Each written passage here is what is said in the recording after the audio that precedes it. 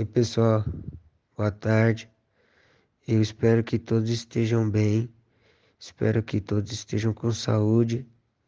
É... Meu foco nessa tarde, juntamente com alguns dos meus colegas de classe, é fazer com que você entenda rapidamente um pouquinho do romantismo, um pouquinho dessa primeira geração que falaremos a seguir, juntamente com esse poema que foi escolhido por nós. Nós já sabemos que foi um poema muito visto dentro da sala de aula, mas o meu grupo achou interessante trazê-lo novamente, porque veremos de uma perspectiva um pouquinho diferente, né?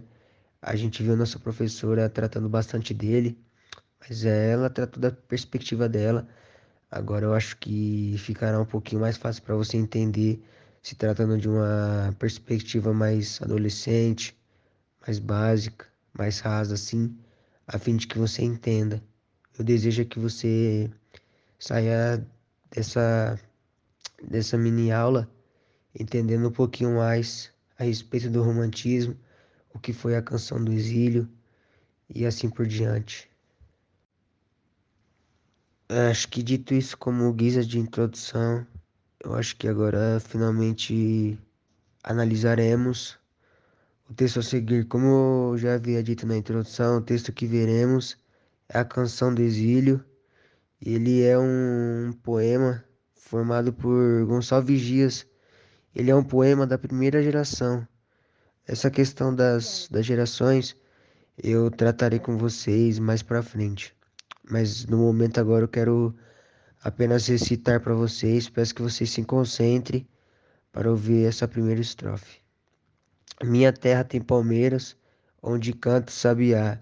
As aves que aqui gorjeiam, não gorjeiam como lá. Bom, nessa primeira estrofe que o Roger acabou de ler, já podemos levemente ver uma característica do nacionalismo, que é a exaltação do próprio país, mas ainda está muito implícito. Então eu vou ler a segunda estrofe para ter mais ênfase. Nosso céu tem mais estrelas, nossas várzeas têm mais flores, nossos bosques têm mais vida, nossa vida mais amores. Que essas duas primeiras estrofes, elas especificam muito o lugar de origem dele, dando a perceber que ele não está em sua casa, entre aspas, que é o lugar de origem. Ele está em outro lugar, que nesse poema especifica que ele está em outro país, mas ainda está implícito. No decorrer do poema vocês vão ver.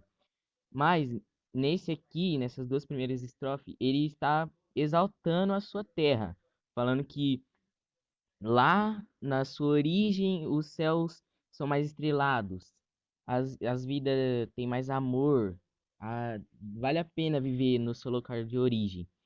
Mas nesse lugar novo onde ele está, é tudo mais sem graça, tudo mais triste, podemos dizer. Como principal característica do nacionalismo, na segunda estrofe ele exalta a sua terra de forma totalmente clara. Ele joga na cara que ele tá exaltando a terra dele, falando que lá é melhor. E é isso que o autor quer deixar pra nós. Ele quer exaltar a sua terra, quer falar que lá é melhor e onde ele tá é sem graça, muito ruim.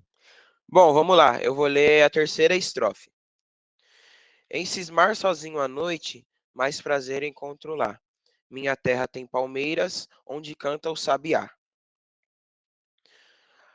Ó, nos dois primeiros versos, a gente percebe a saudade que o Gonçalves Dias sentia do Brasil, né? Ele deixa bem claro ali, e ele também retrata a solidão que ele sentia quando estava em Portugal, que ele era uma pessoa muito sozinha, né? Eu coloquei uma curiosidade aqui também, ó. No primeiro verso, a palavra sozinho, ela tá entre duas vírgulas, né? E quando o Gonçalves Dias, ele faz isso, ele está querendo destacar a solidão que ele sentia quando estava em Portugal, né? É uma curiosidade aí que eu quis colocar. Minha terra tem primores, que tais não encontro cá. Em cismar sozinho à noite, mais prazer encontro lá. Minha terra tem palmeiras, aonde canta o sabiá. Nos 4 primeiros versos desta estrofe, Gonçalves Dias trata novamente da solidão e saudade que ele sentia do Brasil, comparando as duas realidades. E, por fim, finaliza essa estrofe exaltando a natureza brasileira. Gonçalves Dias finaliza o poema falando sobre a vontade que tem de retornar ao Brasil e de ter a chance de poder ver mais uma vez a beleza do Brasil.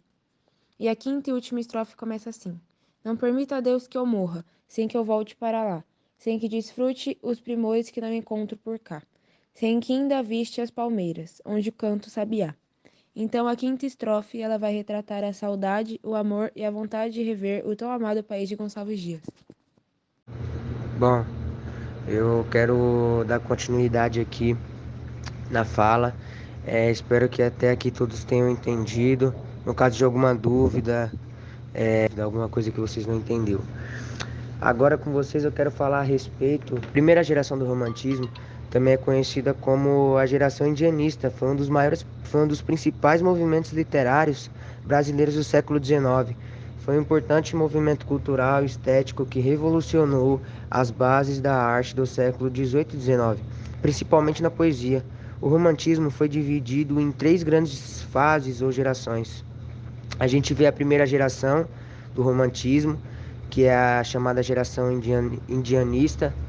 A gente também vê a segunda geração, que é a geração ultrarromântica, que a gente vê a valorização da morte e tudo mais.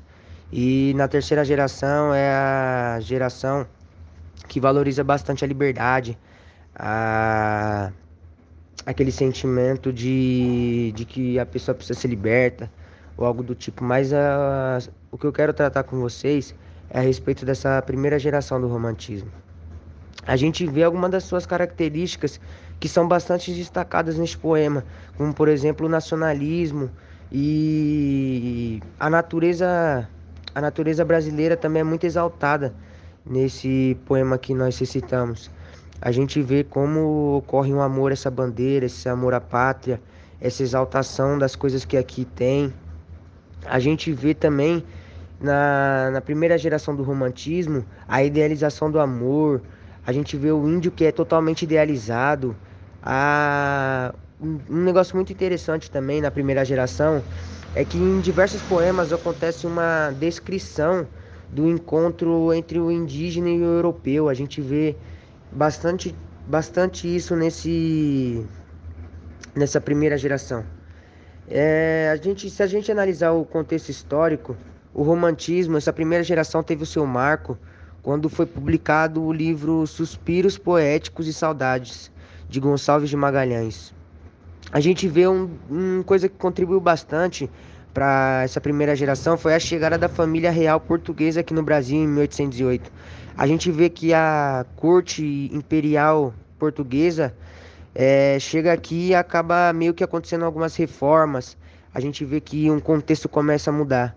Eu quero ressaltar alguns pontos aqui em relação ao contexto histórico. A gente vê que o Brasil ele deixa de ser uma colônia de exploração e passa a ser meio que um Reino Unido com Portugal. Outra coisa muito interessante é a criação da imprensa nacional, que antes era proibida. A gente também vê a consolidação do Rio de Janeiro como sede administrativa da corte portuguesa.